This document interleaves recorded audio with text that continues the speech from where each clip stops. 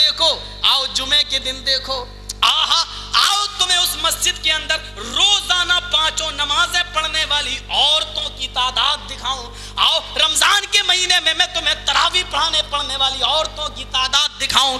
مجھے صرف اتنا بتا دو کہ آپ کی مسجدوں میں اگر عورتیں 5 وقت کی نماز پڑھنے آئیں تو یہ جائز ہے, ہماری مسجدوں میں عورتیں چلی آئیں تو یہ جرم ہو گیا, یہ ظلم علی ظلم ہو گیا. جاؤ, زیادہ دور کی بات نہیں کرتا, دلی کا فون نمبر میرے پاس موجود ہے, یہاں بیٹھے بیٹھے معلوم کر لو کہ عشاء کی نماز میں آج عورتیں آئی تھیں یا نہیں آئی تھیں, جمعے کے دن عورتیں آتی ہیں یا نہیں آتی ہیں. بھوپال کی ایشیائی ادھوری مسجد کا ذرا جائزہ لے لو کہ وہاں عورتیں جاتی ہیں نماز پڑھنے یا نہیں. آؤ سب کچھ چھوڑو, مجھے اتنا بتا دو, سعودیہ سے جب امام حرم آئے تھے, اللہ جنت نصیب فرمائے, سید مولانا علی میاں ندوی رحمت اللہ علیہ پر بہت بڑے وہ عالم تھے, عربی ادب پر کمانڈ تھا, ندوہ کے سب کچھ تھے. جب امام حرم آئے, اللہ کی قسم کھا کے کہتا ہوں میں خود اس مسجد میں اور ندوہ کے اندر موجود تھا. امام حرم سعودیہ سے آئے, لکھنؤ کی اتنی عورتیں دھل گئی ان کے پیچھے نماز پڑھنے کے لیے 2 رکعت کہ پوری ندوہ کی جامع مسجد تنگ پڑ گئی میرے بھائیوں, اور کوئی منع نہیں کر سکا. مجھے بتاؤ, تمہاری مسجدوں میں عورتیں آئیں تو یہ ظلم نہیں, ہماری مسجدوں میں عورتیں آ جائیں تو عمر کے ہم نافرمان ہو گئے, عمر کے ہم مخالف ہو گئے, ہم خلیفہ کو نہیں مانتے, ہم آہ بھی کرتے ہیں تو ہو جاتے ہیں بدنام, اور تم قتل بھی کرتے ہو تو چرچا نہیں ہوتا. ہماری مسجد میں تو صرف جمعے عورتیں آتی ہیں, تمہاری مسجد میں تو 5 ٹائم میں عورتیں آ رہی ہیں. ہماری مسجدوں میں رمضان کے پورے مہینے نہیں, صرف تراویح میں آتی ہیں, اور تمہارے یہاں تو میرے بھائیو 5 وقت میں بھی اور تراویح میں بھی آ رہی ہیں. ایک لیٹر لکھ دو, ٹیلی فون کر دو امام بخاری کے پاس کہ عورتوں کو حضرت عمر نے مسجدوں میں آنے سے منع کر دیا تھا, پھر یہ کیوں آتی ہیں, ان کو منع کر دو اور ان عورتوں کا مسجد سے نماز پڑھنے کا اہتمام ختم کر دو. امام بخاری صاحب اس مسئلے کو مان لیں گے کیونکہ مسجد ان کے انڈر میں ہے, اور پھر آپ اسی امام کی اقتدا کرنے والے ہیں, اور وہ امام بھی جس کا مقلد ہے اسی کے مقلد تو آپ ہو. پھر یہ بات وہ کیوں نہیں تسلیم کریں گے؟ لیکن میں جانتا ہوں نہ اٹھے گی نہ چلے گی تلوار تم سے, نہ اٹھے گا خنجر, یہ بازو ہمارے آزمائے ہوئے ہیں. امام حرم آئے تو عورتیں مسجدوں میں ٹوٹ پڑے, جائز ہے مسئلہ. روزانہ جامع مسجد دلی کی نماز پڑھنے آئے عورتیں تو جائز ہے مسئلہ. ہماری مسجد میں عورتیں آ گئی تو پتہ نہیں کیا. بتاؤ مجھے, حضرت ابراہیم علیہ السلام نے اپنی بیوی کو جب اللہ نے حکم دیا تھا تو انہوں نے اس کو کہاں چھوڑا تھا؟ ربنا انی اسکنت من ذریتی بواد غیر ذی زرع عند بیتک المحرم, عند بیتک المحرم, تیرے گھر کے پاس چھوڑا ہے. ابراہیم اپنی بیوی کو مسجد میں چھوڑیں, سجدہ کرنے والی جگہ میں چھوڑیں, اور آپ کہیں کہ عورتیں اتنی گندی ہیں کہ مسجد میں نہ جائیں. آہا میرے بھائیو, حضرت مریم کی کفالت مسجد کے اندر ہو رہی ہے. آہا مسجد کے اندر ہو رہی ہے, اور وہ جو بچہ جنتی ہے حضرت مریم کی ماں, اور اس کے بعد میں کہا سمیتوہا, میں نے اس کا نام مریم رکھا, یعنی عورت بھی نام رکھ سکتی ہے, بیوی بھی نام اپنی بیٹی کا رکھ سکتی ہے. یہ مسئلہ ہے اس سے میرے پیارے ساتھیوں. اور اس کے بعد جو ان کی پرورش کر رہا ہے, جو ان کی کفالت کر رہا ہے, وہ مسجد کے اندر کفالت کر رہا ہے, اور آپ کہہ رہے ہیں کہ عورت مسجد کے اندر نہ آئے. ہاں سچ ہے کہ قرآن کو آج پڑھنا چھوڑا, پڑھا ہے تو ترجمہ کرنا چھوڑا, ترجمہ جانتے ہیں تو تشریح و تفسیریں کرنا چھوڑا, بس پڑھتے چلے جا رہے ہیں راجدھانی ایکسپریس کی طرح, اور رکنے کا نام نہیں لیتے کہ کہاں قرآن جانے کا حکم دے رہا ہے, کہاں قرآن جانے سے ہم کو روک رہا ہے. میرے بھائیو, اللہ کی قسم یقین مانو میں کسی امام کا مخالف نہیں ہوں, ہم اس کی ہر اچھی کوشش کو دل و جان سے قبول کرتے ہیں. ہمیں کوئی مسئلہ بتاؤ. ہمارے اہل حدیث بھائی رکوع کے بعد دعائے قنوت پڑھتے تھے, رکوع کے بعد اٹھتے اور پڑھتے تھے اللہم اہدنی فیمن ہدیت وعافنی فیمن عافیت. میں نے امام شافعی کو پڑھا, لکھا کہ وہ بھی رکوع کے بعد کے قائل ہیں. میں نے امام ابو حنیفہ کو پڑھا, انہوں نے رکوع سے پہلے وہ پڑھنے کے قائل ہیں, اگرچہ وہ اللہم اہدنی فیمن ہدیت نے اللہم انا نستعینک ونستغفرک ونتوب الیک اس دعا کے قائل ہیں. ٹھیک ہے, لیکن رکوع سے پہلے پڑھا. جب میں نے حدیثیں پڑھی تو میں اس نتیجے پر پہنچا کہ یہاں ابو حنیفہ رحمت اللہ علیہ کا مسئلہ حدیثوں سے زیادہ مل رہا ہے, کیونکہ اللہ کے رسول نے دعائے قنوت رکوع کے بعد کے موقع پر پڑھا ہے، وہ حالات ناسازگار تھے، اور اللہ کے رسول کے 70 صحابہ جن کو اللہ کے نبی نے بھیجا تھا کافروں نے قتل کر دیا۔ تب اللہ کے نبی صلی اللہ علیہ وسلم نے اس موقع پر رکوع کے بعد اٹھ کر ایک ایک کافر کا نام لے لے کر آپ نے بد دعا دی، وہ رکوع کے بعد جنگ کے حالات میں، لیکن عام نمازوں میں عشاء کی نماز کے بعد وتر کے بعد آپ نے جو دعائے قنوت پڑھا وہ رکوع سے پہلے پڑھا۔ ہم نے کہا امام شافعی میں تمہاری عزت تو کرتا ہوں لیکن آپ کی بات حدیث سے ٹکرا رہی ہے، ابو حنیفہ رحمت اللہ علیہ کی بات حدیث سے مل رہی ہے، اس موقع پر میں ابو حنیفہ کی بات مانوں گا۔ میرے پیارے بھائیو، ہم نے ابو حنیفہ کی بات لے لی۔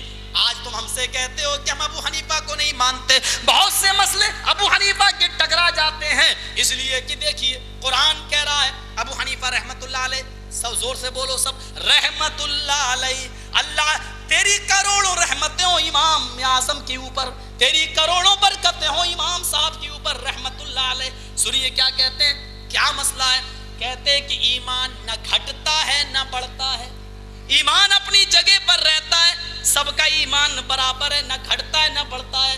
ہم نے کہا امام صاحب سے یہ غلطی ہو گئی ہے، اللہ تعالیٰ ان کے درجات بلند فرمائے، ان کے اس تحقیقی میدان میں جو غلطی ہوئی اللہ اس کو معاف فرمائے۔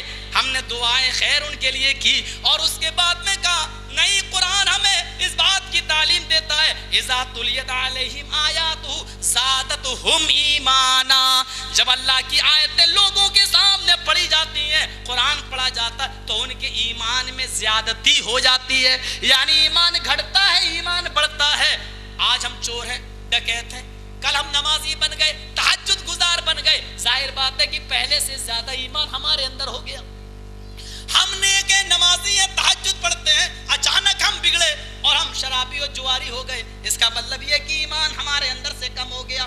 اگر سب کا ایمان برابر مانے تو پھر میرے بھائیوں، پھر تو جو ایمان ابو حنیفہ رحمت اللہ علیہ کے پاس تھا وہی ایمان ہمارے پاس، ایمان نہ گھٹتا ہے نہ بڑھتا ہے، یعنی ایمان میں وہ بھی برابر ہم بھی برابر۔ پھر ایمان نہ گھٹتا ہے نہ بڑھتا ہے تو کیا یہ عقیدہ رکھو گے کہ جو رسول کا ایمان تھا وہ ہمارا ایمان ہے، جو صحابہ کا ایمان تھا وہ ہمارا ایمان ہے، جو تابعین و تبع تابعین کا ایمان تھا وہ ہمارا ایمان ہے؟ نعوذ باللہ من ذالک، ہم تو محمد رسول اللہ کے پیر میں لگی ہوئی مٹی کا مقابلہ نہیں کر سکتے، چاہے کہ ہم اپنا ایمان محمد رسول اللہ کے برابر بنائیں۔ اور لوگوں شوق سے تم بناؤ، ہماری حیثیت نہیں کہ ہم اپنا ایمان محمد رسول اللہ کے برابر کر لیں، ہمارا ایمان نہیں۔ اے اللہ کے اے نبی، تقدم من ذنبہ، تیرے تو سارے گناہ جو پہلے ہوئے جو اگلے پچھلے سارے گناہ اللہ نے معاف کر دیے، یعنی تجھ سے تو کوئی گناہ ہے ہی نہیں، تو معصوم عن الخطا ہے۔ جب میرا نبی معصوم تو ہم تو معصوم نہیں ہے، تو معصوم اور معصوم عن الخطا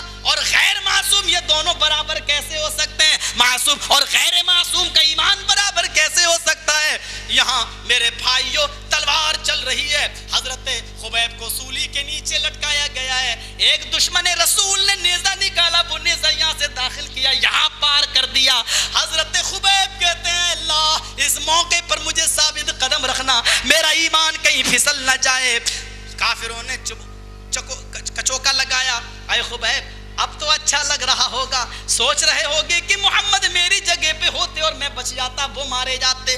حضرت خبیب کہتے ہیں اپنی زبان کو اے کافرو لگام دو، تم نہیں جانتے کہ میں کیا سوچ رہا ہوں، تم کہتے ہو محمد مر جائے میں بچ جاؤں، یہ سوچ رہا ہوں، ارے میں تو یہ سوچ رہا ہوں اگر میرے نبی کو میرے سامنے لا کے کھڑا کر دو اور کہہ دو اے خبیب صرف نبی کے پیر میں کانٹا چبھو لینے دے میں تجھے چھوڑ دوں گا، اللہ کی قسم میں یہ بھی پسند نہ کروں گا کہ میری جان کے بدلے میں نبی کے پیر میں کانٹا بھی چبھویا جائے۔ غور کرو میرے بھائیوں، کیا اس صحابی کا ایمان اور ہمارا ایمان کیا دونوں برابر ہو سکتے ہیں؟ ہم نے کہا امام صاحب کی یہ بات میں نہیں مانوں گا، اگرچہ وہ بہت بڑے امام تھے لیکن قرآن سے ٹکرا رہی ہے ان کی بات، ہم ماننے کے لیے تیار نہیں۔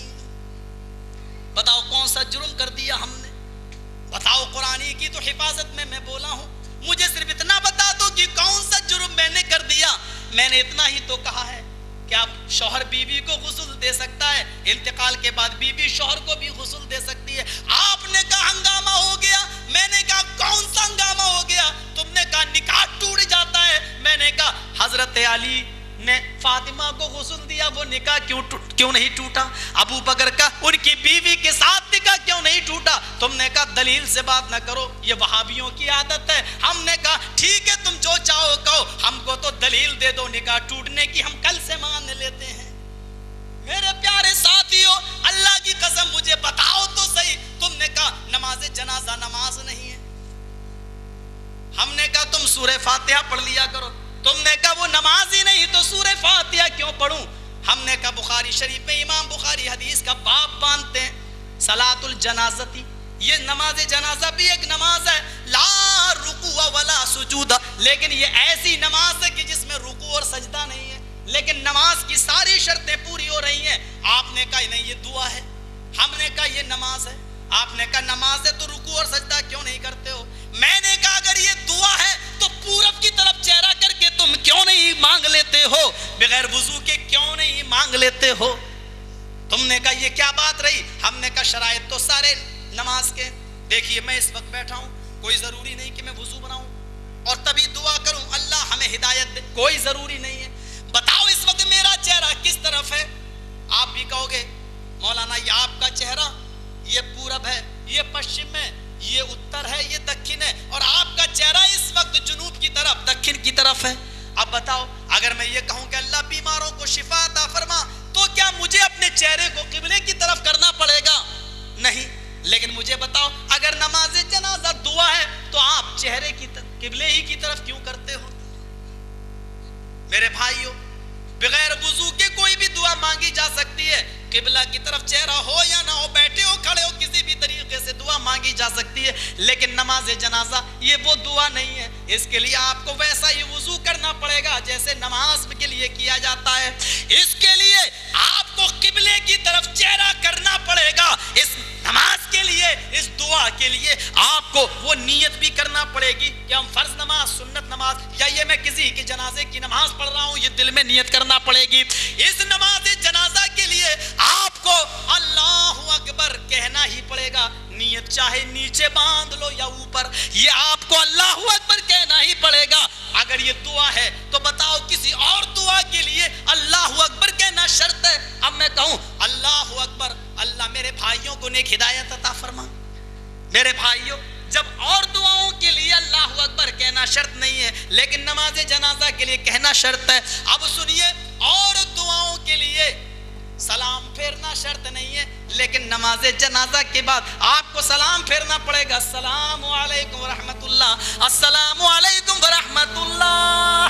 اب آپ استغفر اللہ پڑھیں گے اور میت کو اٹھائیں گے۔ سوال یہ مولوی صاحب جب ساری چیزیں اس میں نماز کی لاگو ہیں تو تم ہی بتاؤ کہ اس میں رکوع اور سجدہ کیوں نہیں ہے؟ آہا، امام کائنات نے کوئی چیز باقی نہ چھوڑی۔ تم آؤ تو میرے قریب آؤ تو ابھی حدیثوں میں بہت یتیم ہو، تم ابھی حدیث اور سنت میں فرق نہیں کر پاتے ہو، تم کیا جانو میرے بھائیو بہت بڑے یتیم ہو۔ امام کائنات نے کوئی چیز باقی نہ چھوڑی۔ ابن قیم نے پیش کر دیا وہ نقطہ، اللہ کے رسول نے اس جنازے کی نماز میں رکوع اور سجدہ اس لیے نہیں رکھا تاکہ کوئی غیر مسلم اور کوئی مشرک اور کافر یہ تصور نہ کر لے کہ مسلمان بھی مردوں کے سامنے جھکتا ہے اور ان سے دعائیں مانگتا ہے اور مردے کے اندر بھی دینے اور لینے کی طاقت ہے۔ اس لیے اسلام کا گائیڈ محمد رسول اللہ میت کے سامنے بھی جھکنے سے منع کرتا ہے، رکوع اور سجدہ سرے سے ہٹا دیا ہے تاکہ غیر اللہ کے سامنے رکوع اور سجدے کا تصوری مسلمان کے ذہنوں سے اٹھ جائے۔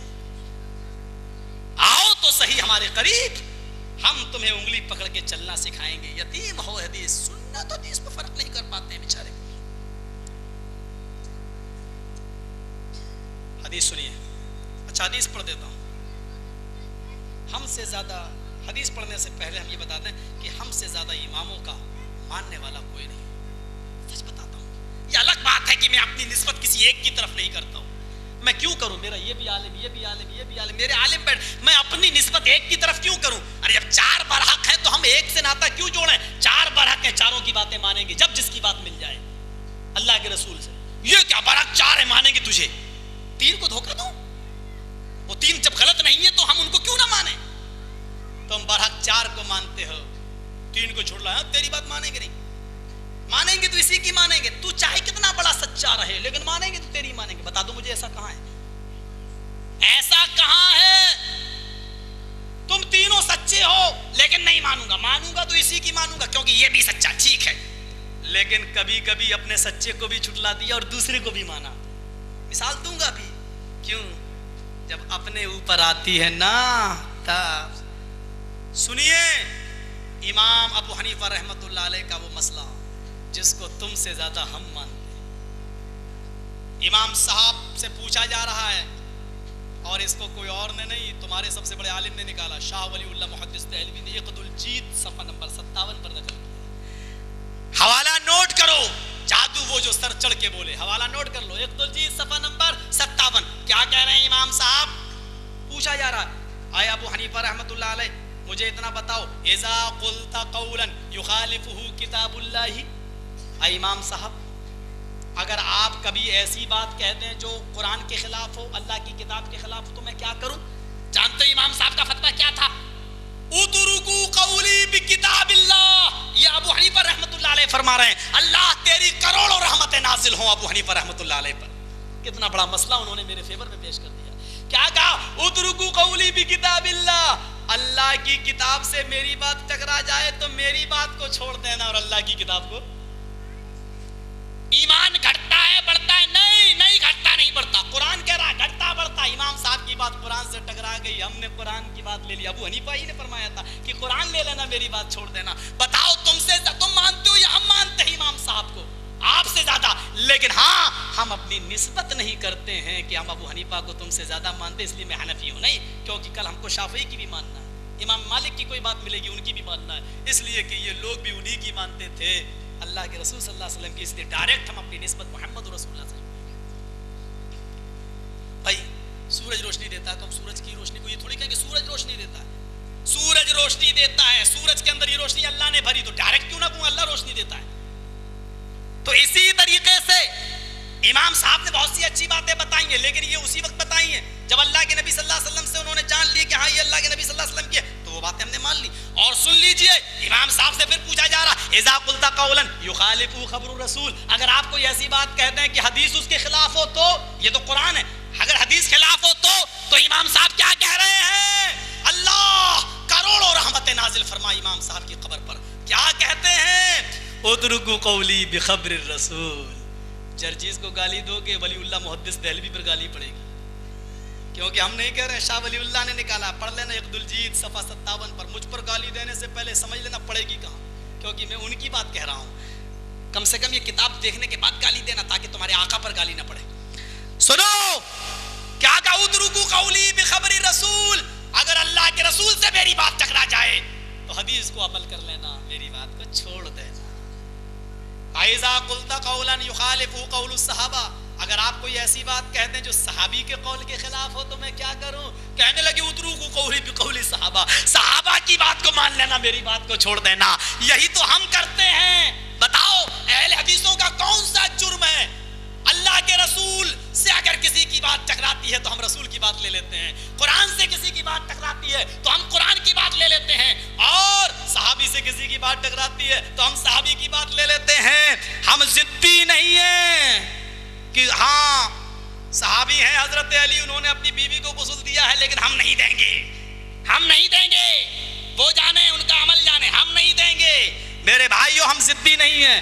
کوئی ایک معاملہ پیش کرو، ہاں اگر کسی صحابی کی بات رسول سے ٹکرا جائے تو ہم پہلے رسول کی بات کو لیں گے، صحابی کی بات کو بعد میں، اس لیے کہ ایمان ہم. بہاری بابو صاحب، نام نہیں لوں گا، بڑی مبارک ہستی ہے. بہاری بابو صاحب تم کچھ بھی کہہ کے چلے جاؤ، ہو تو میرے ہی بھائی. قرآن نے کہا ہے یا ایھا الناس انا خلقناکم من ذکر و انثی، ہم نے تم کو ایک ہی مرد ایک ہی عورت سے پیدا کیا ہے، تم بھی آدم کی اولاد، میں بھی آدم کی اولاد. اب یہ بتاؤ تم میرے بھائی اور میں تمہارا بھائی ہوا یا نہیں؟ قرآن پر تمہارا ایمان ہے یا نہیں؟ آپ کیا جواب ہوگا؟ میں نے یہ بات ادھر بھی کہی، میں نے یہ بات ادھر بھی کہی. وہ پانی نکل رہا ہے، گھبراؤ نہیں، کوئی کتا سور نہیں آیا. اب یا ایمانداری سے بتانا قرآن پر تمہارا ایمان ہے یا نہیں؟ اگر ہے کہتے ہو تب بھی پھنسے، نہیں کہتے ہو تب بھی پھنسے. اور اس مسئلے میں تو بہاری بابو پوری طریقے سے پھنسا. وہ کہہ کے گیا کہ شیطان نے 7 انڈے دیے، سب سے گندے انڈے سے جرجسبہ پیدا ہوا۔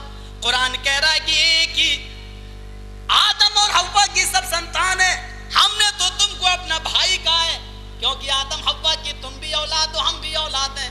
اب بتاؤ قرآن پر ایمان ہے یا نہیں؟ اور تم تو واقعی اب پھنسنے ہی کے لیے پیدا ہوئے۔ اب سنو، ہے تو بتاؤ، نہیں ہے تو بتاؤ، تاکہ دنیا کے سامنے تمہارا چہرہ آ جائے کہ قرآن کو مانتے نہیں۔ لیکن مجھے معلوم ہے کہ یہ تو نہیں کہہ سکتے کہ قرآن پر ایمان نہیں، اس لیے یہ کہیں گے کہ قرآن پر ایمان ہے۔ تو جب قرآن پر ایمان ہے تو یہ بتاؤ ایمانی رشتے سے تم میرے بھائی اور ہم تمہارے بھائی ہیں یا نہیں؟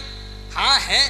اگر جواب یہ ہے کہ ہیں تو اب مجھے یہ بتاؤ کہ تمہارا ایک بھائی شیطان کے اگر سب سے گندے انڈے سے پیدا ہوا تو پھر دوسرا بھائی پھر کس انڈے سے مانا جائے؟ اور اگر آدم کی اولاد مانتے ہو تو پھر مجھے اپنا بھائی کہو۔ بیچارہ پھنسا، اب کیا کہنے لگا؟ دوسرا اسٹیج لگا، اللہ کی قسم 80 تقریریں ہوئی، 80 تقریریں۔ کیا کہنے لگا؟ اہل حدیثوں میں کتا حلال، اس کا دودھ حلال۔ میں نے کہا آپ کو عقل ہی نہیں بہاری بابو، کتا دودھ دیتا ہی نہیں۔ ارے اتنا کہتے کہ کتیا کا دودھ حلال تو بات چلتی، تم کو اتنی بھی عقل نہیں ہے، اہل حدیثوں کی دشمنی میں اپنی کھوپڑی خراب کر چکے ہو۔ کیوں بیچارے بوکھلائے جا رہے ہو؟ مجھے ایک مسئلہ بتا دو، صرف ایک مسئلہ بتا دو۔ کل چھیڑا تھا، آج بھی چھیڑے دیتا ہوں۔ کل تو میں نے ابو بکر اور حضرت علی کے غسل کا مسئلہ چھیڑا تھا، آج صرف اتنا بتا دو۔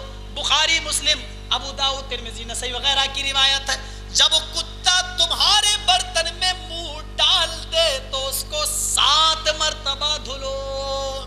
حدیث ہے، اس برتن کو 7 مرتبہ دھلو۔ ابو داؤد، ترمذی، نسائی، ابن ماجہ، یہ 4 حدیثوں کے حوالے پر وقت کہ جب کتا برتن میں منہ ڈال دے تو 7 مرتبہ دھلو۔ اہل حدیثوں کو یہ کہنے والوں کہ اہل حدیثوں میں کتا حلال، اہل حدیثوں میں کتا اتنا ناپاک ہے، سن لو کہ وہ برتن میں منہ ڈال دے تو اس کو 7 مرتبہ دھلا جاتا ہے۔ اولاہن بالتراب و اخراہن، پہلی مرتبہ مٹی سے دھلو یا آخری مرتبہ، یعنی پہلی بار مٹی سے یا لاسٹ میں مٹی سے، ایک بار مٹی سے یعنی صابن وغیرہ سے دھلنا ہی پڑے گا، تو 7 مرتبہ دھویا جاتا ہے۔ مجھے ذرا اتنا بتا دو میرے بھائیو، تمہاری کتابیں اس کتے کے جھوٹے کو کتنی بار دھونے کی اجازت دیتی ہیں؟ آؤ اسی ٹکڑے پہ فیصلہ کر لینا کہ کتا تم میں زیادہ ناپاک ہے یا مجھ میں۔ سنو، در مختار، ہدایہ، کتاب الطہارت، کتاب تیری، چھاپنے والی پریس تیری، لکھنے والے مولوی و مفتی تیرے، سیاہی تیری، قلم تیرا، کاغذ تیرا، افسوس ہے تجھے بتانے والا تیرا نہ ملا، آج بتانے والا دوسرے مسلک کا۔ سن، کتاب الطہارت کتاب تیری، فتویٰ ہے ابو حنیفہ رحمت اللہ علیہ کے چمچو سن لو، چیلو سن لو، فتویٰ کیا دیا جا رہا ہے کہ کتا جب برتن میں منہ ڈال دے تو اس کو صرف 3 مرتبہ دھلو۔ ہمارے یہاں 7 مرتبہ، ہم نے دلیل حدیث سے دے دی، آپ کی دلیل آپ کی کتاب سے دے دی۔ اب فیصلہ کر لو کہ جو 7 مرتبہ دھوئے وہ کتے کو زیادہ ناپاک جانتا ہے، جو 3 مرتبہ دھوئے وہ زیادہ جانتا ہے۔ اور دونوں مسئلے تمہارے سامنے، اللہ کروڑوں رحمتیں نازل فرمائے امام اعظم ابو حنیفہ رحمت اللہ علیہ پر۔ سن لیجئے میرے بھائیو، یہ ان کا فتویٰ نہیں ہے، یہ ان کے بعد میں آنے والے لوگوں کا فتویٰ، ورنہ اتنا بڑا امام حدیث کی اتنی بڑی مخالفت نہیں کر سکتا ہے۔ سن لیجئے، اب مجھے بتائیے کہ امام صاحب کی بات مان کر 3 مرتبہ دھلو گے یا محمد رسول اللہ کی بات مان کر برتن کو 7 مرتبہ دھلو گے؟ فیصلہ کر کے بتا دو۔ آج کے بعد لا الہ الا اللہ محمد رسول اللہ پڑھو گے یا لا الہ الا اللہ ابو حنیفہ رسول اللہ پڑھو گے؟ فیصلہ کر لینا۔ کوئی زور نہیں، کوئی زبردستی نہیں، نہ میں کمپلین کروں گا نہ تمہارے خلاف چوکی داری کروں گا، اس لیے کہ میرا نبی اور میرا قرآن صاف کہتا ہے لا اکراہ فی الدین، دین میں زبردستی نہیں ہے۔ میں کیوں زبردستی کروں आओ एक मसला और ले लेते हैं, बड़ा तेजी से टाइम भागता है, समझ में नहीं आता क्या बोलूं क्या ना बोलूं, इसको तो नंबर ही नहीं आता मेरा।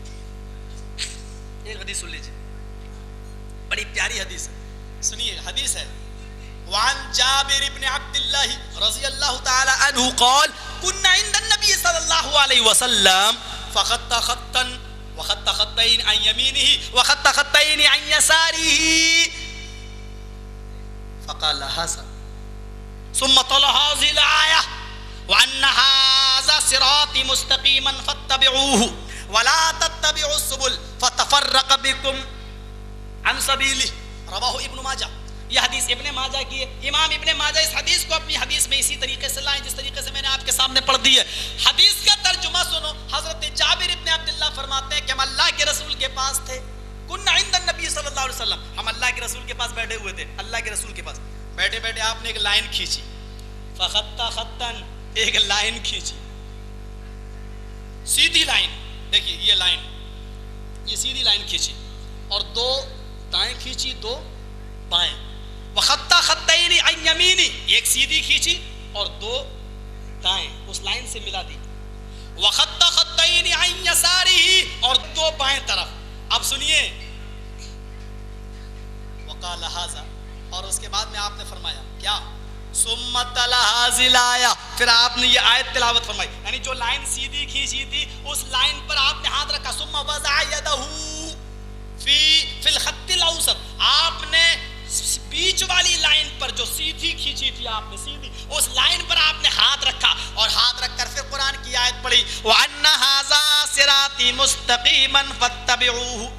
आए लोगों, तुम ये सिराते मुस्तकीम की इत्तिबा करना, यही सीधा रास्ता है, सिराते मुस्तकीम है, यही सीधा रास्ता है। और ये चार लाइनें जो आपने खींची उस पर आपने लिखा हाज़ा सबीलु शैतान, हाज़ा सबीलु शैतान, इस तरफ लिखा आपने हाज़ा सबीलु शैतान, हाज़ा सबीलु शैतान।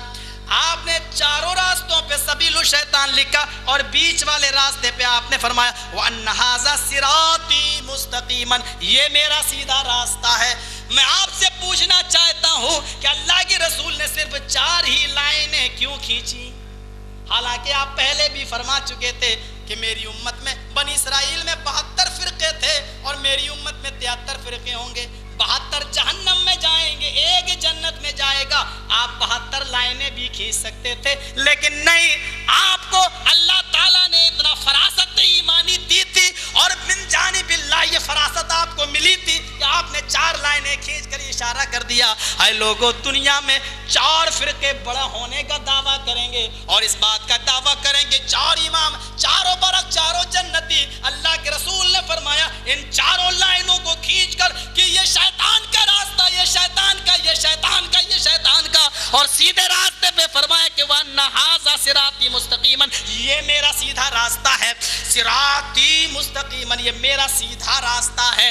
ये 4 फिरकों को ये वार्निंग दे गए हैं कि ये लोग अपने आप को जन्नती समझेंगे, इसलिए अल्लाह के नबी 4 ही की निशानी कर गए और 4 ही लाइनें खींच कर बता गए। हालांकि 72 को जहन्नमी पहले भी बता चुके थे, लेकिन बड़ा बड़ा फिरका और उसके दावेदारों को 4 इशारे करके आपने इसमें भी फरमा दिया कि ये भी सिराते मुस्तकीम पर नहीं है।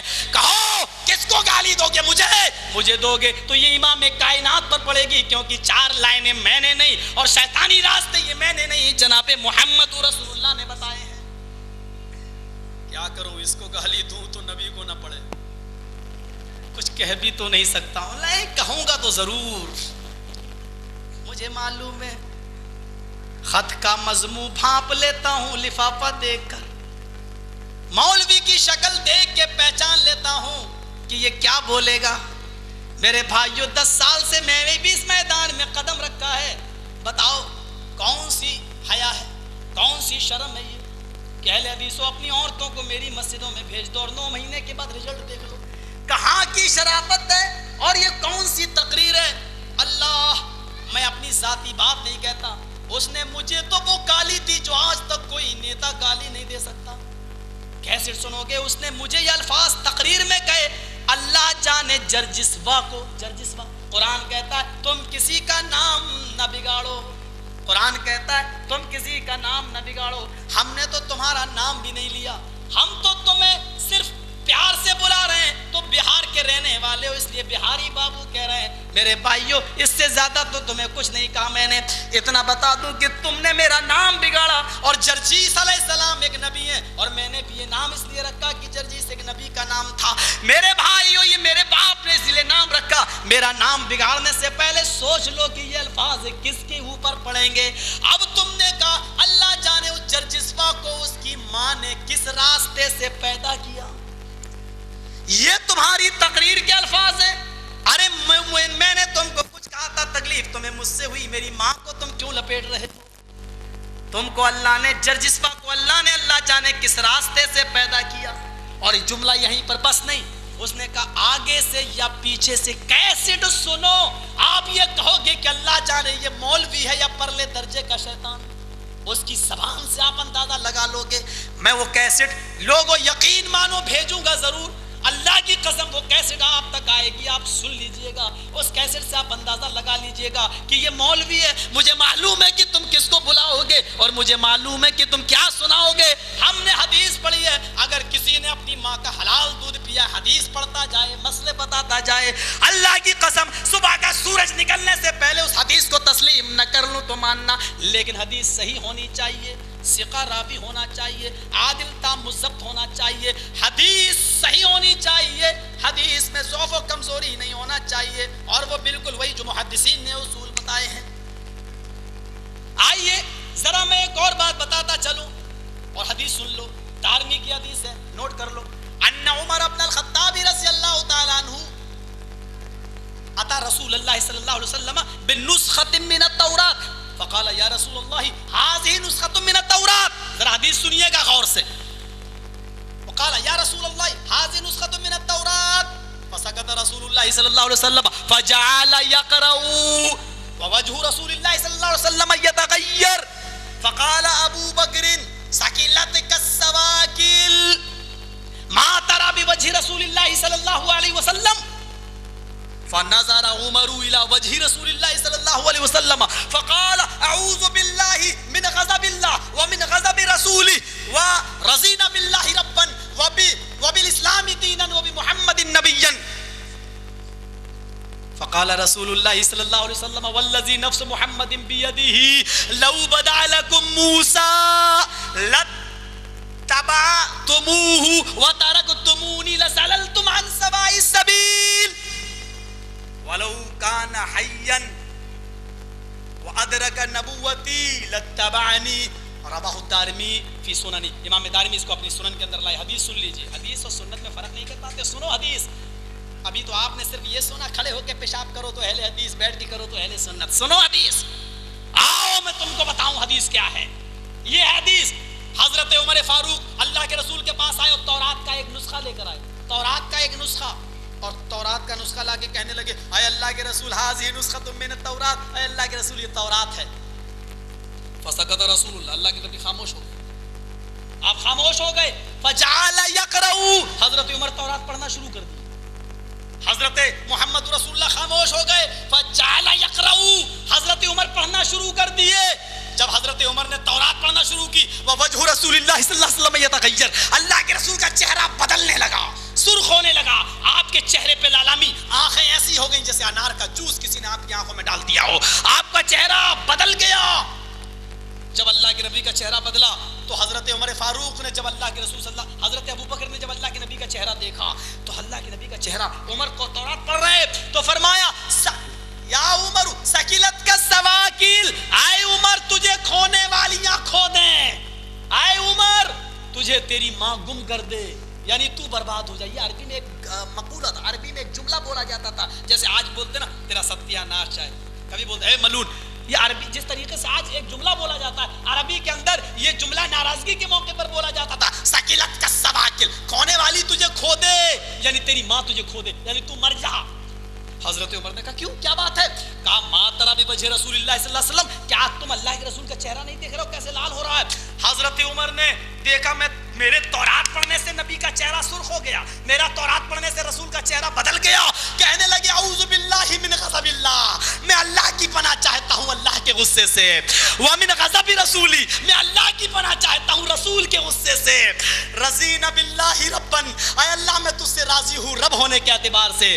رضینا باللہ وبالاسلام دینا، میں اسلام سے خوش ہوں دین کے اعتبار سے. وبمحمد نبی، اور محمد کو قبول کرتا ہوں نبی ہونے کے اعتبار سے. اے اللہ کے رسول میں نے آپ کا دل توڑا ہے، نہیں پڑھتا ہوں. تورات بند کر دی. اللہ کے رسول نے فرمایا فقال رسول اللہ صلی اللہ علیہ وسلم یا عمر والذی نفس محمد بیدہ، اللہ کی قسم آج جس کے قبضے میں محمد کی جان ہے اس ذات کی قسم جو کتاب تم پڑھ رہے ہو، اگر یہ کتاب کا لانے والا موسیٰ زندہ ہوتا لتبعتموہ، اور یہ اسلامی کتاب ہے تورات جس کو اللہ نے اتاری ہے، اگر تم مجھے چھوڑ کر اس تورات پر ایمان لاتے اور مجھے چھوڑ کر تم اس موسیٰ پر ایمان لاتے اور موسیٰ کی شریعت پر عمل کرتے لَزَلَلْتُمْ عَنْ سَوَاءِ السَّبِيلِ، تو تم سیدھے راستے سے بھٹک جاتے، سیدھے راستے سے گمراہ ہو جاتے. وَلَوْ كَانَ مُوسَىٰ حَيًّا وَأَدْرَكَ نَبُوَّتِي، اور اگر موسیٰ زندہ ہوتے اور وہ میری نبوت پا لیتے لَاتَّبَعَنِي، تو ان کو بھی میری غلامی کرنا پڑتی، میری اتباع کرنا پڑتی. سن لو، حضرت عمر فاروق تورات پڑھنے لگے جو اسلامی کتاب ہے. اللہ کے رسول کا چہرہ بدل گیا. اسلامی کتاب رسول کی شریعت کے بعد نہیں چل سکتی ہے تو تمہارے ملا اور مولویوں کی کتابیں اسلامی شریعت سمجھ کر کیسے چل سکتی ہے؟ جب اسلامی کتاب پر عمل نہیں کیا جا سکتا ہے قرآن کے آ جانے کے بعد، محمد رسول اللہ کے آنے کے بعد، جب موسیٰ پر اتری ہوئی کتاب نہیں چل سکتی ہے تو محمد کے آنے کے بعد، محمد کے بعد پیدا ہونے والے لوگوں کی کتابیں کیسے چل سکتی ہیں؟ نہ تلوار تم سے اٹھے گی نہ اٹھے گا خنجر، یہ بازو ہمارے آزمائے ہوئے ہیں. آؤ شریعت میں منہ ڈال کر دیکھو، اپنے گریبانوں میں جھانک کر دیکھو، کل قیامت کے دن رسول کو کیا جواب دو گے. بہت آسان ہے کہہ دینا کھڑے ہو کر پیشاب کیا اللہ کے رسول نے اور بیٹھ کر کیا یہ سنت ہے، کھڑے ہو کر کیا یہ حدیث ہے. آپ اہل حدیث بنو گے یا اہل سنت؟ باہری عقل، اونٹ رے اونٹ تیری کون سی کل سیدھی. یا خدا کسی کو یہ عقل نہ دے، دے آدمی کو موت پر یادہ نہ دے. اچھا ایک بات بتاؤ، نبی نے کھڑے ہو کر پیشاب کیا، یہ ہے حدیث، کیا یہ ہے حدیث، اور نبی بیٹھ کے کرتے تھے یہ ہے سنت. وہ بھی کیا یہ بھی کرتے تھے، تو دونوں حدیث ہوں گی یا دونوں سنت؟ مولوی کا فیصلہ دیکھو کیا کہہ رہا ہے، یہ حدیث ہے یہ سنت. وارے پتہ نہیں بہار کا رہنے والا تھا، وہاں تو گائے چلتی ہے، اس کی کھوپڑی میں بھینس کا گوبر کیسے بھر گیا میری سمجھ میں نہیں آ رہا. کیا انداز ہے، کہتا یہ سنت یہ حدیث. واہ صاحب. اچھا مجھے ایک بات بتاؤ، یہ سنت اور یہ حدیث، اللہ کے رسول نے فرمایا تم شادی ایک کر سکتے ہو، 2 بھی جائز ہے، 3 بھی اور 4 بھی. 4 تک کا کہ حدیث موجود ہے نا، 4 تک شادی کر سکتے ہو، اور نبی نے 10 11 کی. چلو یہ ہے حدیث، 4 تک کر سکتے ہو یہ ہے حدیث. نبی نے 7 اور 9 اور 11 کی، یہ ہے سنت. بتاؤ میرے بہاری بابو اہل حدیث بنو گے یا اہل سنت؟ بتاؤ. تمہیں کو تمہاری ماں نے دودھ پلایا ہے تو آؤ اور بتاؤ. یہاں تمہیں اہل حدیث بننا ہی پڑے گا. 4 تک کی حدیث مانو گے کیوں؟ 11 تک کی سنت صرف نبی کے لیے تھی، تمہارے لیے نہیں ہے. تم کو بھی حدیث اور سنت میں فرق کرنا نہیں آتا ہے. سن لو، حدیث کس کو کہتے ہیں؟ نبی کی زبان سے جو کچھ نکلا وہ حدیث ہے. حدیث کے معنی ہوتے ہیں گفتگو، اور حدیث قرآن کو بھی کہتے ہیں. ابھی آپ کو یہی نہیں معلوم کہ حدیث اور سنت میں فرق ہے. اللہ نے قرآن کو بھی حدیث کہا. دیکھیے، اللہ نزل احسن الحدیث، اللہ نے سب سے بہترین حدیث اتاری. بتاؤ، آسمان سے قرآن اترا اور اللہ نے قرآن کو حدیث کہا. اللہ نزل احسن الحدیث، قرآن میں اللہ نے سب سے بہترین حدیث اتاری، یعنی قرآن کو بھی حدیث کہا ہے اور نبی اکرم کے قول فعل اور عمل کو بھی حدیث کہا ہے. اہل حدیث کا معنی یہ ہوا قرآن اور حدیث دونوں کو ماننے والا. قرآن بھی حدیث. فبأي حدیث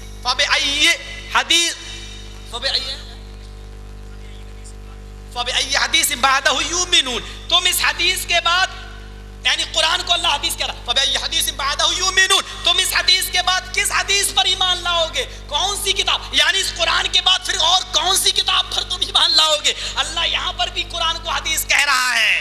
الحمدللہ، ہم اہل حدیث کا مطلب یہ ہوا کہ قرآن و حدیث پر عمل کرنے والے. اچھا، مولانا صاحب کہہ رہے تھے کہ 4 ही मसलक पर हक हैं, ये 5वां फिरका कहां से आया?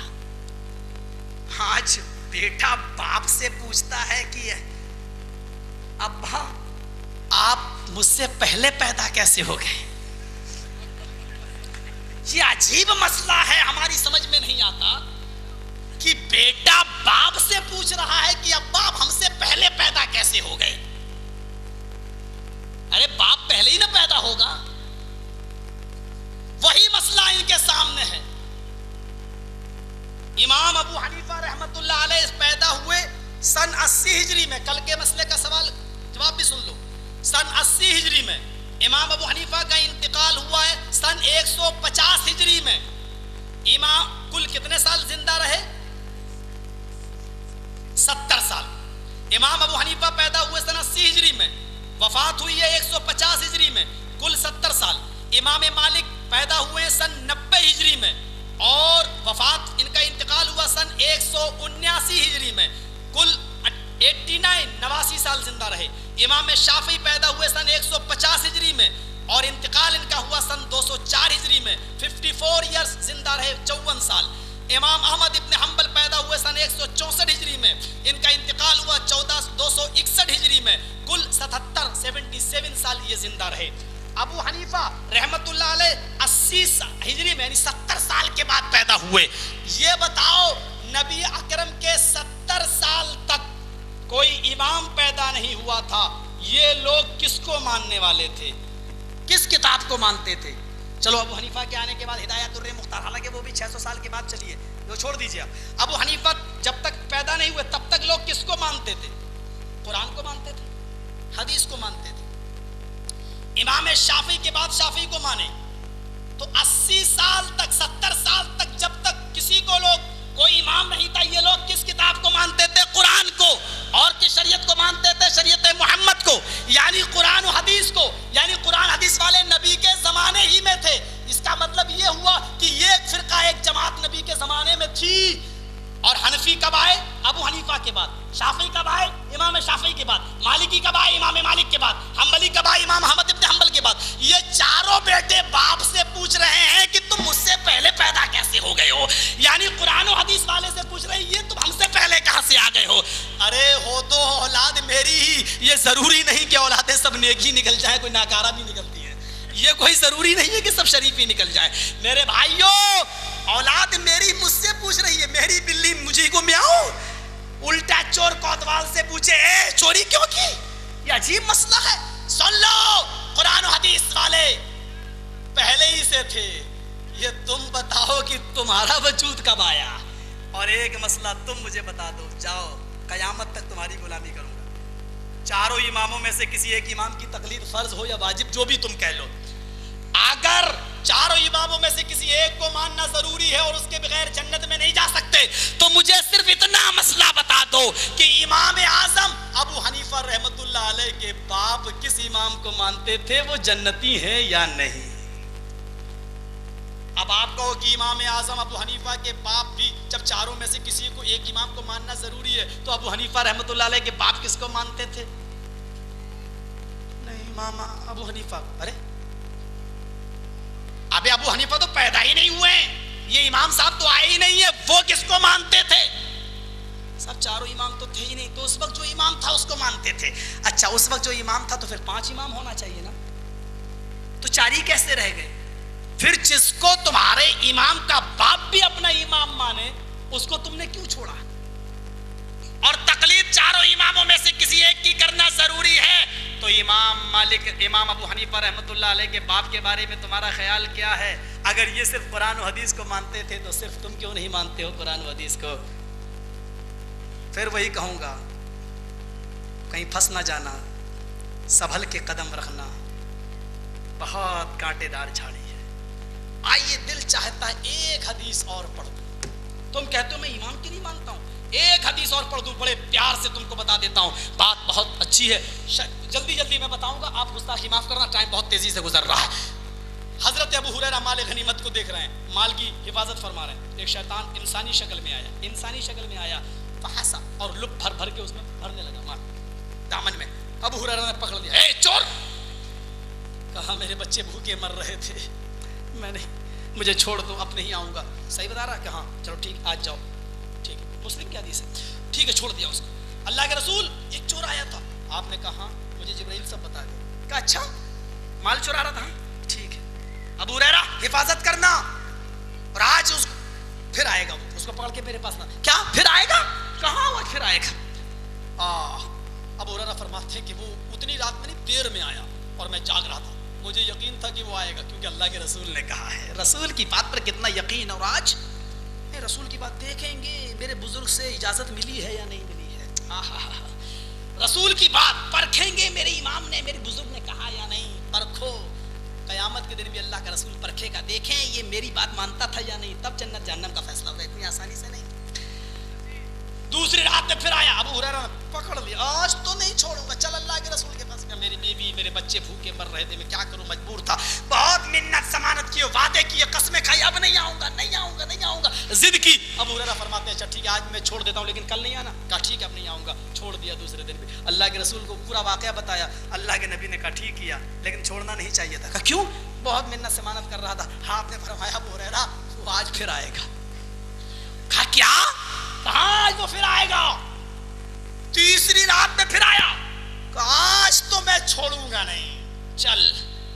کہا ابو ہریرہ مجھے چھوڑ دو, تم نہیں جانتے ہو میں کتنا پریشان ہوں. ہٹ, 3 دن سے برابر آ رہا ہے, کہہ رہا پریشان ہوں, چلو آج میں لے کے چلتا ہوں. اب تو اس کو پکڑا, جب گھسیٹنے لگے کہا مجھے چھوڑ دو, میں تمہیں ایک دعا بتاتا ہوں, اس دعا کو اگر مال پر پڑھ لیا کرو گے تو کبھی اس مال کی چوری نہیں ہو سکتی. چور کہیں کہ تو دعا بتائے گا, چور اور دعا, ہٹ, تیری دعا پر کون بھروسہ کرے. کہا اللہ کی قسم مجھے یہ دعا معلوم ہے, آپ یقین کریے میری. اچھا ٹھیک ہے وہ دعا بتا, میں چھوڑ دوں. کہا کہ اگر مال پر آیت الکرسی پڑھ لیا کرو, جس مال پر تم ہو, تو اللہ تعالیٰ ایک حافظ, ایک فرشتہ مسلط کر دے گا, اور وہ تمہارے مال کی حفاظت فرمائے گا.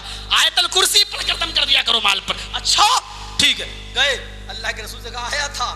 کہا اچھا پھر بھی نہیں لائے. کہا اللہ کے رسول بڑی اچھی دعا بتائی ہے, آپ سے پوچھنے آیا ہوں یہ صحیح ہے یا نہیں. دیکھیے ابو ہریرہ نے فوراً عمل نہیں کیا, اس حدیث کی تحقیق کے لیے اللہ کے نبی کے پاس آئے. اللہ کے نبی نے کیا کہا, ابو ہریرہ اس نے یہ دعا جو بتائی ہے, اللہ کی قسم یہ دعا بڑی مبارک دعا ہے, بڑی خیر و برکت والی دعا ہے. اللہ اس دعا کے پڑھنے سے اس مال کی حفاظت فرماتا ہے, ایک فرشتے کو مسلط کر دیتا ہے, اس مال کی چوری نہیں ہوتی ہے. لیکن جانتے ہو بتانے والا کون تھا, ذاک الشیطان, بتانے والا شیطان تھا, شیطان تھا.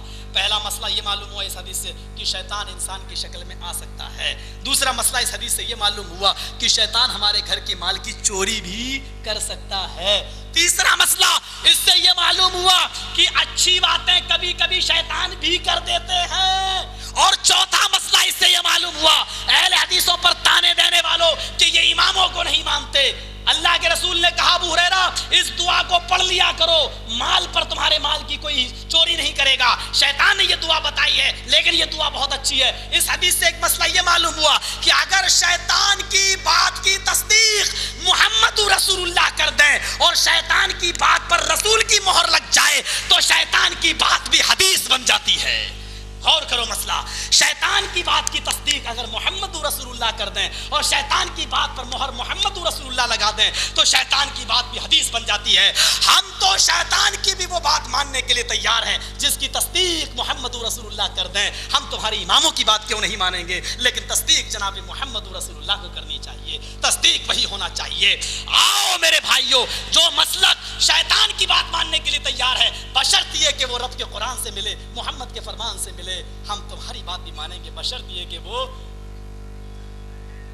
بہروپیوں کی باتیں نہ ہوں, بھیس بدلنے والوں کی نہ ہوں, خود اللہ اور اس کے رسول کی بات ہو. ایک حدیث اور, 9:30 بج گئے, میری گھڑی 9:30 بجا رہی ہے. آئیے زبردست واقعہ, اس حدیث سے کئی مسئلے معلوم ہوں گے, کئی مسئلے معلوم ہوں گے. اور اس حدیث کو میں لاسٹ میں بتا رہا ہوں, دردناک واقعہ ہے. ابراہیم بھائی آپ بیٹھ جائیے اور سن لیجئے, بڑا زبردست واقعہ ہے, آپ بھی سنیے, آپ کو بھی بولنے کے کام آئے گا یہ مسئلہ. سن لیجئے. آئی بیچارہ اکیلا آدمی لڑ رہا ہے, لڑنا چاہیے لیکن دین کے لیے, اپنے مفاد کے لیے نہیں. اللہ کے نبی کے زمانے میں, پہلے حدیث کا حوالہ دے دوں ورنہ لوگ کہیں گے کہاں سے بول گیا.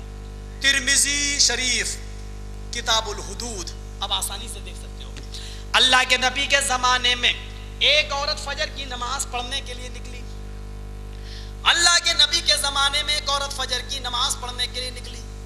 پیچھے سے ایک آدمی آیا اور اس نے اپنے سر سے امامہ اتارا, جو پہنتے تھے صحابہ, امامہ اتارا, اور اس نے اس عورت کے اوپر امامہ ڈالا, اور امامہ ڈالتے ہی اس کو کھینچ کے لے گیا, تنہائی میں لے گیا, اکیلے میں لے گیا. پھر حدیث کے الفاظ سنو, فقضا حاجتہ, اس نے اس کے ساتھ زنا کر ڈالا.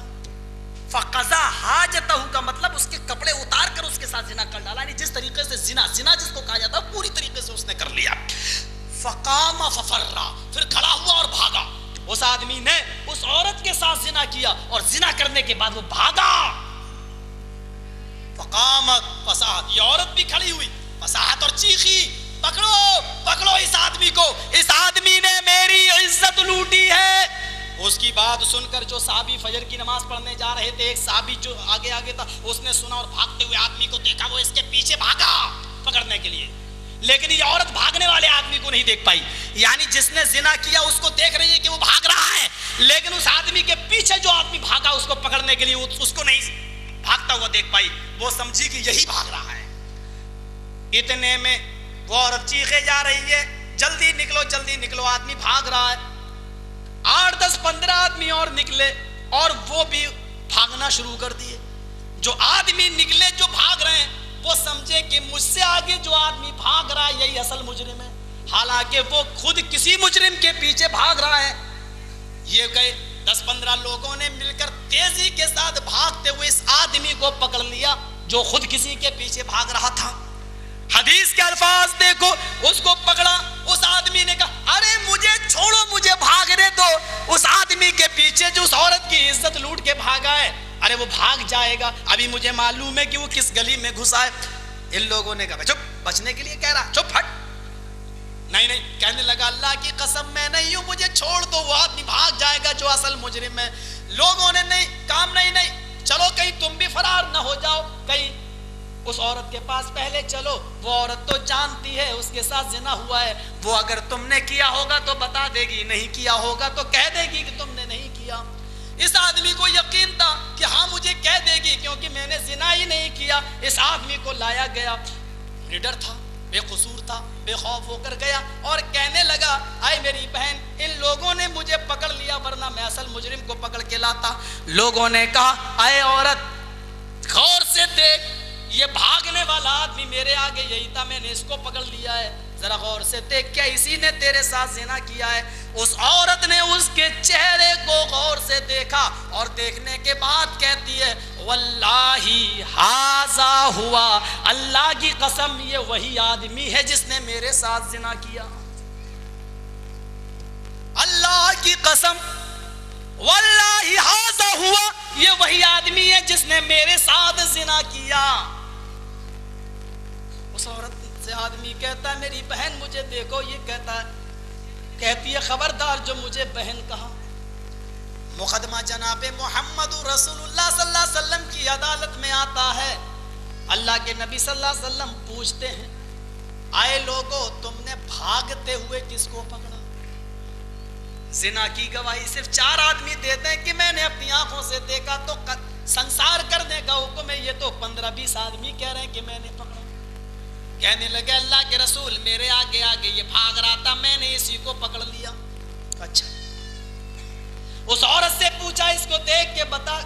کہنے لگی یا رسول اللہ واللہ ہذا ہوا, اے اللہ کے رسول اللہ کی قسم یہ وہی آدمی ہے جس نے میری عزت لوٹی. اب کہا آئے مجرم اب تو بھی بتا کہ تو کیا کہنا چاہتا اپنی صفائی میں. اس نے سوچا کہ 4 نہیں 20 گواہ ہیں, یہاں تو اگر میں کہہ بھی دوں گا کہ میں نے یہ کام نہیں کیا تو یہاں تو 20 گواہوں کی مانی جائے گی, میری چلتی کب ہے؟ جبکہ یہ عورت بھی میرے ہی بارے میں کہہ رہی ہے, تو اللہ کے رسول 20 گواہوں کی اس عورت کی مانیں گے یا میری مانیں گے؟ اس آدمی نے ہمت باندھی اور کہا میں مرنے تو جا ہی رہا ہوں, مجھے سنسار تو کر ہی دیا جائے گا, لیکن کم سے کم لوگوں کی نظروں میں یہ تو ہوگا کہ زنا کار تھا مر گیا. اگر میں جھوٹ بول دوں اور یہ کہہ دوں کہ ہاں میں نے یہ زنا کیا ہے تو کم سے کم یہ تو ہو جائے گا. اگر میں نے یہ کہہ دیا کہ میں نے یہ کام نہیں کیا پھر بھی مجھے پتھر مار کے مار ڈالا جائے گا. لوگ کہیں گے دیکھو زنا بھی کیا اور مرتے وقت جھوٹ بھی بول کے مارا. کہنے لگا ہائے اللہ کے رسول یہ عورت ٹھیک کہہ رہی ہے, یہ 15-20 آدمی بھی صحیح کہہ رہے ہیں, انہوں نے مجھے پکڑا اور میں نے ہی اس عورت کے ساتھ زنا کیا ہے, میں نے ہی اس عورت کے ساتھ زنا کیا ہے. حکم ہوتا ہے اے لوگوں, مجرم بھی قبول کر رہا ہے, عورت بھی گواہی دے رہی ہے اور یہ لوگ بھی گواہی دے رہے. جمعے کے دن اس آدمی کو سنسار کر دیا جائے گا, پتھروں سے مار مار کے ہلاک کر دیا جائے گا. آج جمعے کا دن ہے, عورت مسجد میں نماز پڑھنے آئی, آج وہ بھی اس منظر کو دیکھنا چاہ رہی ہیں کہ زناکار کی سزا پتھروں سے مار مار کے کیسے دی جاتی ہے. مردوں نے, صحابہ نے پتھر اپنے ہاتھ میں لے لیے اور بے قصور اور بے مجرم کو میدان مقتل میں لایا گیا, فیلڈ میں لایا گیا. وہ عورت جس کے ساتھ زنا ہوا وہ بھی کھڑی ہے. اللہ کے نبی صلی اللہ علیہ وسلم منظر دیکھ رہے ہیں. آپ نے صحابہ سے فرما بھی دیا پتھر اپنے ہاتھ میں اٹھا لو. نبی اکرم ہیں, نبی ہیں, گواہی 20 آدمیوں نے دی, عورت نے دی, مجرم نے دی, مان لی. حالانکہ نبی اکرم کو اتنا نہیں معلوم کہ اصل مجرم کون ہے. اللہ کے رسول صلی اللہ علیہ وسلم پر غیب کے فتوے ٹھونکنے والوں, اللہ کے رسول صلی اللہ علیہ وسلم صحابہ سے کہہ رہے ہیں پتھر لے لو اور بے قصور سامنے کھڑا ہے. صحابہ نے پتھر لے لیے. نبی کا یہ واقعہ قیامت تک ان کے چہروں پہ تھپڑ مارتا رہے گا جو کہتے ہیں نبی کو غیب کا علم تھا. زیادہ کچھ نہیں کہوں گا, اللہ کے نبی کا حکم ہوتا ہے صحابیوں پتھر لے لو اور پیٹنا شروع کر دو, مارنا شروع کر دو. یہ حکم دے چکے ہیں اور صحابہ نے پتھر مارنا شروع کر دیا. تان لیا ہاتھ, اتنے میں پہاڑ کی چوٹی سے ایک جانب سے آواز آتی ہے قف یا رسول اللہ, قف یا رسول اللہ, اے اللہ کے رسول ٹھہر جاؤ, ٹھہر جاؤ, رک جاؤ, رک جاؤ. اصل مجرم یہ نہیں ہے, اصل مجرم میں ہوں, اصل گناہگار یہ نہیں ہے, اصل گناہگار میں ہوں. اس آدمی کو پتھر سے مار مار کے ہلاک نہ کرو, اس کا حقدار میں ہوں, مجھے مارو. معاملہ سیریس ہو گیا. نبی اکرم نے اس کو بلایا. اس آدمی نے آتے ہی اپنے بھائی کو گلے لگایا اور کہا کہ جب تم بے قصور تھے تو تم نے یہ ذمہ داری کیوں لے لی؟ اس نے کہا کہ میں اللہ کے نبی اور صحابہ کی نظروں میں جھوٹا مر کے بن کے نہیں مرنا چاہتا تھا. اس عورت سیریس ہو گیا معاملہ. غور کرو, نبی ہے اور کوئی فیصلہ غلط بھی دے سکتے ہیں, نعوذ باللہ من ذالک. نہیں, لیکن انسان تھے, گواہی پر یقین کر لیا, عورت کی گواہی پر, اور خود بے قصور کہہ رہا کہ میں مجرم ہوں. اب آپ بتاؤ, اگر میں یہ کہہ دوں کہ میں فلاں آتنکوادی سنگٹھن سے ملا ہوں, جب میں خود ہی کہوں گا تو کون نہیں مانے گا؟ میرے بھائیو, اللہ کے رسول نے بھی اس کی بات مان لی. اب اندازہ لگاؤ اور غور کرو, اس مجرم کو اللہ کے نبی نے کہا کہ کیا تم اصل مجرم ہو؟ کہا ہاں. ان 15-20 لوگوں سے پوچھا کیا تم نے کس کو پکڑا؟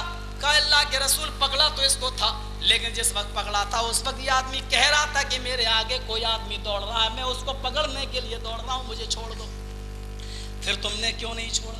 کہا اللہ کے رسول میں نے سوچا شاید جھوٹ بول رہا ہے اور جان بچانے کے لیے بھاگ رہا ہے, میں نے سوچا عورت سے گواہی لے لو. پھر اس عورت سے کہا غور سے دیکھ لے, غور سے دیکھ لے, کیا یہی آدمی ہے؟ اس عورت نے اس کو دیکھا, اس کو دیکھا, کہنے لگی اللہ کے رسول رات بڑی اندھیری تھی, مجھے نہیں معلوم کہ ان دونوں میں کون اصل مجرم ہے. اب جو کہہ رہا ہے میں ہوں تو اسی کو قتل کر دو, لیکن مجھے مجرم کی سزا دیکھنی ہے, مجھے اپنی عزت لوٹنے والے کو قتل ہوتے ہوئے دیکھنا ہے. اللہ کے رسول نے فرمایا کہ واقعی تم اصل مجرم ہو. اس نے کہا, عورت نے کہہ دیا مجھے نہیں معلوم کہ ان دونوں میں کون ہے, رات بڑی اندھیری تھی. اب اللہ کے رسول نے असल मुजरिम को हुक्म दिया, जाओ इसको कत्ल कर दो। जो असल मुजरिम था उसको मैदान मक्तल में लाया गया और सहाबा ने पत्थर उठाना शुरू किए और जैसे ही मारने चले आसमान से जिब्राइल अलैहिस्सलाम आ गए। ऐ मोहम्मद सल्लल्लाहु अलैहि वसल्लम, अल्लाह ने इस आदमी की पहाड़ी के उस जानिब की जाने वाली तौबा को कबूल कर लिया है और अल्लाह ने इस आदमी को माफ कर दिया, आप भी छोड़ दीजिए। इस आदमी ने जिना किया है और जिना करने की सजा इसको मिलनी चाहिए, ये सही है। इसने बहुत बड़ा कसूर किया है, इसको पत्थरों से मार मार के हलाक करना चाहिए। इसने गुनाह तो बहुत बड़ा किया है, लेकिन इसने एक नेकी बहुत बड़ी की है। वो नेकी ये है कि वक्त पर आकर एक बेकसूर की जान भी बचा ली है। अगर ये वक्त पे ना आता तो बेकसूर मारा जाता, अगर वक्त पे ना आता तो एक बेगुनाह मारा जाता। अगर उसके गुनाह की सजा मिलनी चाहिए तो उसका एक नेकी जो उसने बेगुनाह की जान बचाई है उसका कुछ अजर भी मिलना चाहिए। जाओ, अल्लाह ने माफ किया, इस औरत से कहो तू भी माफ कर दे। बहरहाल उस औरत को माफ कर दी, उस औरत ने उसको भी माफ कर दिया। इस तरह दोनों की जानें बच गई। मुझे आप ये बताएं, इस हदीस को सामने रखिए और कितने मसले मालूम होते हैं। पहला मसला मालूम ये होता है कि औरतें पांचों वक्त की नमाज में, खास तौर से फजर की नमाज में भी मस्जिद में जाया करती थी। दूसरा मसला, फजर की नमाज में भी जा रही हैं औरतें। दूसरा मसला इससे ये मालूम हुआ कि फजर की नमाज इतने अंधेरे में पढ़ी जाती थी आहा कि जिना करने वाला मर्द औरत से जिना कर रहा है और औरत को ये भी नहीं मालूम दो जिस्म एक जान। जब जिना होता है तो कितने करीब से होता है, लेकिन अंधेरे की वजह से औरत जिना करने वाले आदमी को पहचान नहीं पा रही है। यानी अहले हदीसों वाले टाइम पर फजर की नमाज हुआ करती थी, अफजल वक्त पर नमाज हुआ करती थी फजर की नमाज पढ़ने निकली। तीसरा मसला इससे ये मालूम हुआ कि अल्लाह के नबी को इल्म गैब नहीं था। अगर इल्म गैब नबी को होता, अगर इल्म गैब नबी को होता तो अल्लाह के नबी कह देते कि ये असल मुजरिम नहीं, असल मुजरिम तो भाग गया, इस आदमी को कत्ल की सजा क्यों सुनाऊं, पत्थरों से क्यों मारूं। और चौथा मसला इस हदीस से ये मालूम हुआ कि अल्लाह के नबी के जमाने में तो एक औरत की इज्जत तक लुट गई, जिना तक हो गया। आज तुम कहते हो कि फितने का जमाना है, मॉडर्न जमाना है, खतरा है, औरतों की इज्जतें आज महफूज नहीं है, इसलिए औरतों को मस्जिद में ना ले जाओ। अरे इससे बड़ा फितना और क्या होगा कि अल्लाह के नबी के जमाने में एक औरत की इज्जत तक छलनी हो गई, इज्जत तक लुट गई। आप कह सकते थे कि अब औरतों की इज्जतें महफूज नहीं है, लिहाजा आज के बाद औरतें फजर की नमाज पढ़ने ना आए, लेकिन इसके बावजूद जिना तक हो गया। लेकिन अल्लाह के नबी ने यह नहीं कहा कि आज के बाद औरतें मस्जिदों में नमाज पढ़ने आना बंद कर दें। और लोगों, जब नबी ने इतने बड़े फितने को फितना ना माना तो तुम कौन होते हो? क्या नबी से ज्यादा समझदार हो? मेरे प्यारे साथियों, इन औरतों पे जुल्म ना करो। ऐसे ऐसे फतवे दे रहे हैं आज हमारी यूनिवर्सिटियां, आज हमारे मदरसे। एक मदरसा फतवा दे रहा है औरत इलेक्शन नहीं लड़ सकती, दोबारा फतवा दिया हाँ चेयरमैनी का और एमएलए का, एमपी का, विधान का, परिषद का इसका चुनाव लड़ सकती है, लेकिन बुरके में कोई चुनाव लड़ेगी? बुरके में बुरका ओढ़ के जाओ, भाइयों मुझे वोट देना, बुरके में वोट मांगेगी। लेकिन नहीं साहब, बुरका ओढ़ के चुनाव लड़ सकती है, इलेक्शन लड़ सकती है। ये खोपड़ी देखिए इनकी, फतवा क्या दिया, इलेक्शन लड़ सकती है बुरका ओढ़ के। अच्छा, बुरका ओढ़ के मस्जिद में जा सकती? नो, बुरका ओढ़ के मस्जिद में भी जाएगी तो हराम, यानी अल्लाह के घर में जाए तो हराम, शैतानों के बाजारों में और मंच पर स्टेज पे आए तो हलाल। उल्टी समझ खुदा किसी को न दे आदमी को, पर अकल पर मौत पर यादा न दे। ऊँट तेरी कौन सी कल सीधी। अहले हदीस का फतवा है औरत न इलेक्शन लड़ सकती है, न चुनाव लड़ सकती है, न औरत अमीर बन सकती है, न औरत हाकिम बन सकती है। औरत को यह अथॉरिटी ही नहीं है कि वो चुनाव लड़े। हाँ, औरत मस्जिद में जा सकती है लेकिन इमाम नहीं बन सकती है। वो एक मर्द इमाम के पीछे नमाज अदा कर सकती है। जिसको कुरान और हदीस के ये मसले लेना हो वो ले ले। सानिया मिर्जा के पीछे हाथ धो के क्यों पड़े हो, क्यों नाम लिए बैठे हो? उसका ड्रेस गलत है, इसका मतलब तुमने देखा है तभी तो कह रहे हो गलत है, और देखा नहीं है तो गलत का फतवा कैसे दे रहे हो? अच्छा ये बताओ, वो ड्रेस चेंज कर दे और नीचे तक का कपड़ा पहन ले, फुल आस्तीनों के कपड़े पहन ले, तो क्या उसका मर्दों के सामने खेलना जायज हो जाएगा? कौन सी खोपड़ी है तुम्हारी? ارے جس کا کھیل اور جس کی بنیادی غلط ہے اس کے ڈریس پہ نظریں کیوں پڑ رہی ہیں تمہاری؟ ہاں تمہیں ایک کروڑوں میں کھیلنے والی عورت ہی نظر آئی اور اس کا نام لے کے فتویٰ دیا. تمہیں فلمی دنیا میں کام کرنے والی یہ مسلم ہیروئنیں نظر نہیں آئی, تمہیں شبانہ اعظمی نظر نہیں آئی, تمہیں وحیدہ رحمان نظر نہیں آئی, تمہیں پروین بوبی اور اس کی چڈی اور بلاؤز نظر نہیں آئی. ہاں تم نے ان کے اوپر فتوے کیوں نہیں دیے؟ شاید لگتا ہے کہ یہ فلمی ہیروئنیں چندہ دیتی ہوں گی مدرسوں میں اور ثانیہ مرزا نے زکات نہ دی ہوگی اسی لیے اس کا نام لے رہے ہو. کیوں ایک لڑکی کا نام لیتے ہو؟ نام لے کر فتویٰ دینے کا تمہیں حق کس نے دیا ہے؟ زکات نہیں مل رہی تو ہم سے کہتے, ہم بھیک مانگتے پورے ہندوستان میں. او لوگو, ایک لڑکی پر تم نظر جماتے ہو. یہ کرکٹ کے میدان میں انڈیا کے پلیئر اور پاکستانی ٹیم کے مسلمان, یہ ہجڑے پلیئر, یہ رمضان کے مہینے میں کھیل رہے ہیں. نام ہے کون صاحب؟ عرفان پٹھان. نام ہے کون صاحب؟ انضمام الحق, حق کو شامل کرنے والا. انضمام مانی شامل کرنے والا, حق کو شامل کرنے والا. نام کیا صاحب؟ شعیب اختر, راول پنڈی ایکسپریس. اور کام کیا کر رہے ہیں صاحب؟ رمضان کے مہینے میں پیپسی اور تھنس اب یہ ہجڑے پیتے ہوئے نظر آ رہے ہیں. تم نے ان کے خلاف فتوے کیوں نہیں دیے کہ رمضان کے مہینے میں یہ بے غیرت سارے معصوم اور چھوٹے چھوٹے بچوں کے ہونٹوں پہ پپڑیاں جمتی ہیں اور یہ ٹھنڈا پانی پیتے ہوئے نظر آتے ہیں؟ یہ مسلمان نہیں ہے, اسلام کے نام پہ کلنک ہے. اور یونیورسٹی والوں, مدرسے والوں, ان ہجڑے پلیئروں کے بارے میں فتوے کیوں نہیں دیتے ہو؟ ایک لڑکی کا نام لے کے اس کو رسوا کر رہے ہو, میڈیا کو بدنام کر رہے ہو, اسلام کو بدنام کر رہے ہو. ارے وہ تم یہ بات کرتے ہو, وہ تو اتنا اسکرٹ پہن کے کھیل رہی ہے, تم یہ بات کر رہے ہو. اہل حدیث تو اس بے پردگی کو بھی قبول نہیں کرتا کہ کوئی عورت برقع اوڑھے اور چہرہ کھلا ہو بازار میں گھومے. ہم تو اس بے پردگی کو بھی حرام قرار دیتے ہیں کہ چہرہ کھلا ہے اور برقع پہنے ہوئی ہے. ہماری نظر میں تو یہ بھی غلط ہے, لیکن ہم کسی کا نام نہیں لیں گے. ہم ایک عام بات کہتے ہیں. ثانیہ مرزا سے زکات کی بات تھی تو پیشکش کرتے بیچاری سے, بہت زکات دینے والے, وہ نہیں دے گی تو. اور اللہ تعالیٰ سے میرے پیارے ساتھیوں 9:45 بج بھی گئے ہیں اور بہت, چونکہ کل 5 منٹ زیادہ ہو گیا تھا, میں نہیں چاہتا ہوں کہ یہ ٹائم آپ کا زیادہ لیا جائے. باتیں اور بھی تھیں لیکن نہیں, میں صرف اتنا کہنا چاہتا ہوں آپ سے کہ شریعت اور چیز ہے میرے بھائیوں, اور اماموں کی باتیں اور چیز ہیں. اماموں کی جس امام سے ملے گی ہم اس کو ماننے کے لیے تیار ہیں, اور جو باتیں ان کی نہیں ملیں گی ہم کہیں گے اللہ ان کے درجات بلند فرمائے, ان کی غلطیوں کو معاف فرمائے. چاروں اماموں سے ہم کو محبت ہے, انسیت ہے. آئیے ہم دعا کرتے ہیں کہ اللہ تعالیٰ سے کہ بار الہ ہماری زبان سے جوانی کے جذبات میں اگر کچھ باتیں تلخ نکل گئی ہیں تو اے اللہ اس کو معاف فرما دے. اور ہمارے بھائیوں کو یہ نہیں دیکھنا چاہیے کہ کہنے والا کون اور کیسا, یہ دیکھنا چاہیے جو باتیں کہی گئی ہیں وہ قرآن و حدیث کے مطابق کیسی ہیں. اے اللہ ہمارے بھائیوں کو سنت اور حدیث سمجھنے کی توفیق عطا فرما. اے اللہ تو اچھی طریقے سے جانتا ہے کہ اللہ کے رسول صلی اللہ علیہ وسلم نے کھڑے ہو کر ایک موقع پر پیشاب کیا تھا, لیکن یہ حدیث ہے, لیکن وہ ایک مجبوری تھی. اللہ کے رسول صلی اللہ علیہ وسلم کی ریڑھ کی ہڈی میں درد تھا, اور جس جگہ آپ نے پیشاب کیا وہ گندگی بہت زیادہ تھی, وہاں بیٹھتے تو آپ کا دامن اور آپ کی لنگی وغیرہ خراب ہونے کا ڈر تھا, وہاں پر آپ بیٹھنا مناسب نہیں تھا کیونکہ ریڑھ کی ہڈی میں درد تھا. آج اہل حدیث کا مسئلہ بھی یہی ہے کہ اگر کسی کے ساتھ یہ پریشانی ہو, ریڑھ کی ہڈی میں درد ہو, بیٹھنے سے مجبور ہو اور پریشانی اگر اس کو ہو تو وہ کھڑے ہو کر پیشاب کر سکتا ہے. ہم اس حدیث پر بھی عمل کریں گے, لیکن مجبوری میں نبی نے کیا, مجبوری میں ہم بھی کریں گے. حالت صحت و تندرستی میں نبی نے نہیں کیا تو حالت صحت و تندرستی میں ہم بھی نہیں کریں گے. اللہ کے نبی نے وضو بنایا اور اپنی بیوی کا بوسہ لیا, صحیح ہے, جائز ہے. اے اللہ, لیکن آج لوگ کہتے ہیں کہ ہر اہل حدیث کو وضو بنا کر اپنی بیوی کو چومنا چاہیے.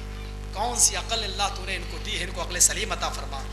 اللہ کے رسول نے وضو بنا کر اپنی بیوی کو بوسہ لیا, اس سے جواز کا مسئلہ نکلتا ہے, لیکن کانا کا لفظ نہیں ہے. یعنی آپ ہمیشہ ایسا نہیں کرتے تھے, کبھی کبھی آپ نے ایسا کیا. یہ اس بات کی دلیل ہے کہ اگر کوئی آدمی وضو بنا کر اپنی بیوی کا بوسہ لے لے اور چوم لے تو وضو نہیں ٹوٹتا ہے.